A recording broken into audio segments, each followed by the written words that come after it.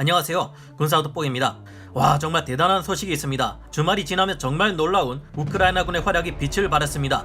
이번만큼은 우크라이나군도 위기를 벗어나기 힘들 것이라는 예상이 들 만큼 얼마 전까지 키이우를 둘러싼 러시아군의 병력은 어마어마했는데요. 군단급 병력의 미사일 전력은 물론 포병 전력과 각종 특수부대 전력, 공격 헬기 전력과 기계화 부대로 이뤄진 러시아 최정예 군들이 키이우를 포위하고 맹공을 가하기 직전이라는 소식을 여러분도 TV 뉴스 등을 통해 보셨을 겁니다.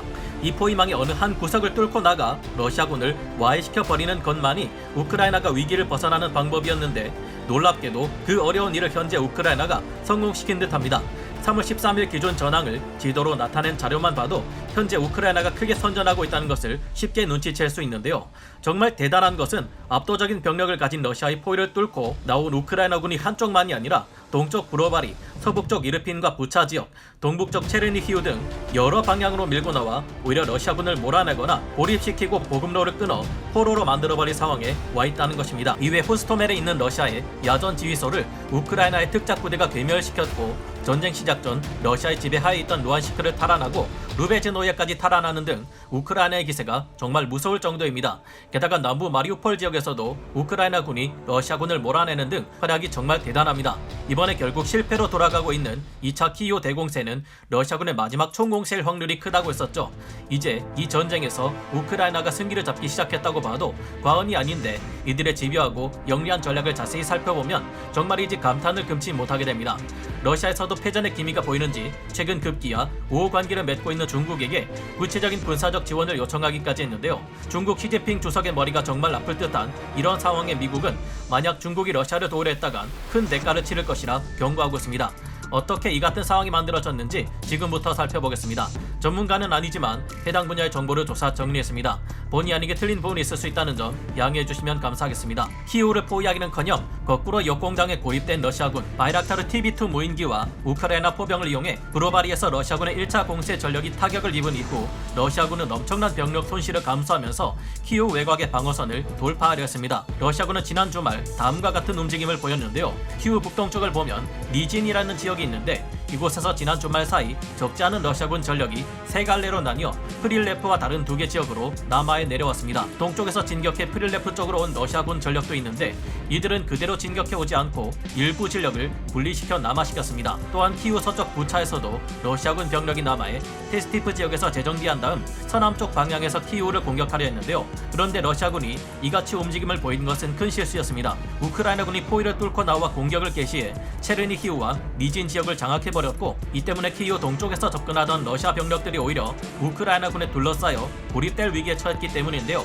덕분에 동쪽의 이 러시아군은 키이우로 진격하려니 후방에서 우크라이나군의 기습 공격을 받을 수 있는 데다 주 도로를 빼앗겨버렸으니 보급 또한 기대할 수 없는 상황이 된 것입니다. 하지만 지난 주말 우크라이나의 성과는 단지 이것뿐만이 아니었는데요.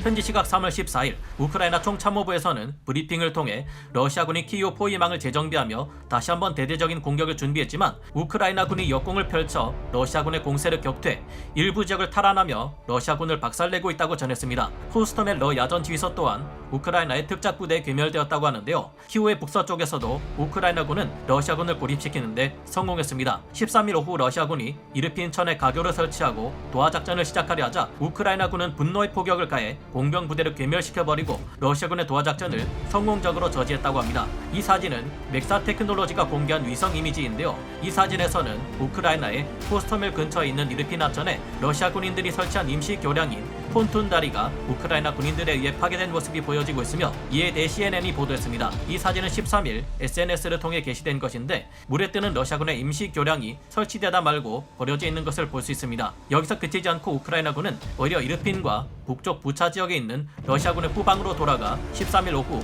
10시 그 위에 있는 부찬스키에 역공을 가했는데요. 그 결과 우크라이나군은 부찬스키를 탈환하는데 성공했을 뿐만 아니라 T-12번 국도로 막아 부차와 이르핀에 이어지는 러시아군의 보급선을 차단했습니다. 이쪽 지역의 러시아군도 우크라이나군에 의해 고립된 것인데요. 공개된 사진이나 자료들을 볼 때 우크라이나군의 지혜를 알 수 있습니다. 지난 주말 우크라이나군은 부차와 그 아래 이르핀 일대에 있는 저수지와 하천의 강둑을 모조리 무너뜨려 물을 넘치게 이 지역 지역 하천 주변을 늪지대로 만들려 했습니다. 덕분에 부차와 이르핀 사이에 물이 차서 러시아군은 도하 작전을 벌여야만 이곳을 넘어올 수 있게 되었는데요. 이 때문에 러시아군은 아무리 하천의 폭이 좁은 곳이라 해도 키이우로 진격하기 위해 공병을 불러 부교를 2개 정도 설치해야 했습니다. 하천을 건넌 다음에도 진창이 되어버린 땅을 건너기 위해 주변의 나무들을 끌어와야 했는데요. 부교를 설치하는 이 순간을 우크라이나군은 놓치지 않았고 갑작스런 기습 공격을 받은 러시아군은 결국 금방 건널 수 있을 듯한 하천에서조차 도하 작전을 성공시키지 못하고 후퇴한 것입니다. 게다가 더 최악인 점은 이 상태로 우크라이나군에게 갇혀 고립되었고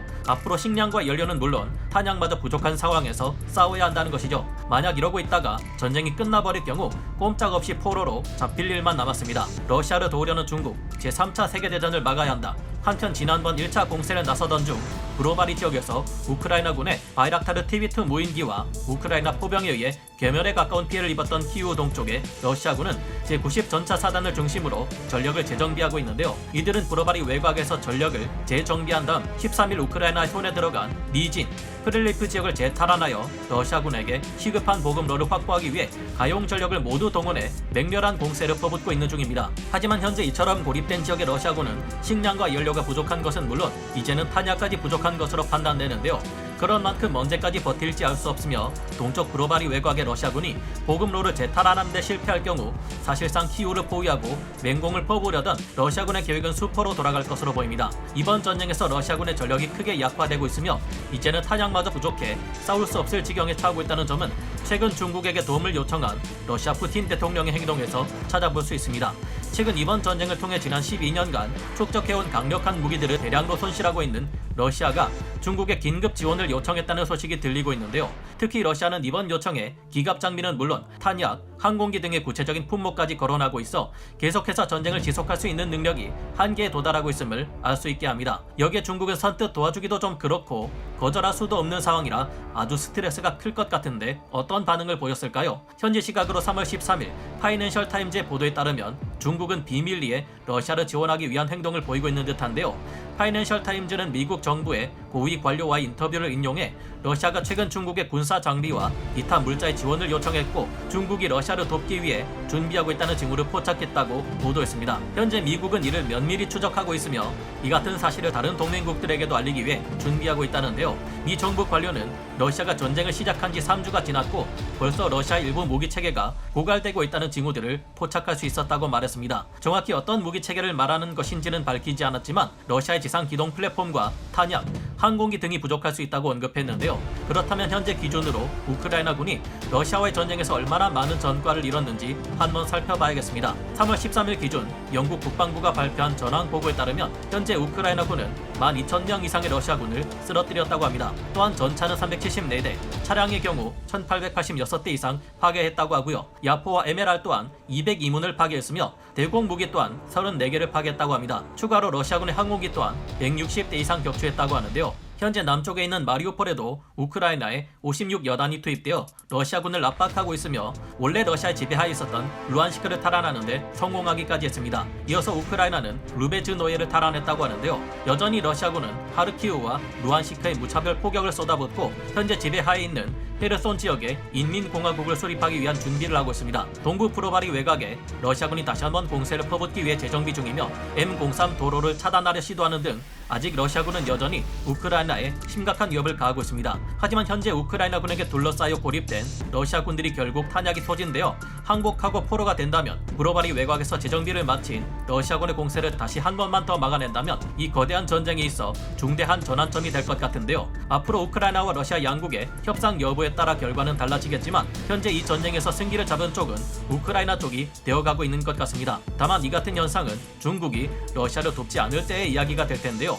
만약 중국이 러시아를 도와 전면전을 벌이겠다고 나온다면 양국의 전쟁으로 시작된 이 전쟁은 순식간에 서방 세계와 부동구권 세계의 거대한 전쟁으로 번질 것입니다. 이는 곧 제3차 세계대전이 될 것이고 머지않아 핵전쟁의 형태로 발전하기까지 하겠죠. 현재 이 같은 일이 벌어지지 않게 하기 위해 나토 연합은 대규모의 강력한 훈련을 진행하며 러시아에게 강경한 태도를 보이고 있으며 미국은 한 번도 공개되지 않았던 신무기를 공개하기까지 했습니다. 중국은 겁먹은 것인지 현재 러시아가 중국에게 지원을 요청했다는 보도는 가짜뉴스라고 일축하고 있고 미국의 설리번 백악관 국가안보 보좌관은 CNN 방송을 통해 중국이 러시아의 제재 회피를 도울 경우 분명히 대가가 있을 것임을 전달했는데요. 그는 전 세계 어느 나라든 경제 제재를 받는 러시아에 생명줄을 제공하는 것을 허용하지 않을 것이라고 경고했습니다. 부디 이 같은 상황에서 러시아의 푸틴 대통령이 이제는 더 이상 잃을 것이 없다는 태도로 핵무기를 사용하는 위험한 행동은 절대 하지 않기를 바라봅니다. 오늘 군사 돋보기 여기서 마치고요. 다음 시간에 다시 돌아오겠습니다. 감사합니다. 영상을 재밌게 보셨다면 구독, 좋아요, 알림 설정 부탁드리겠습니다.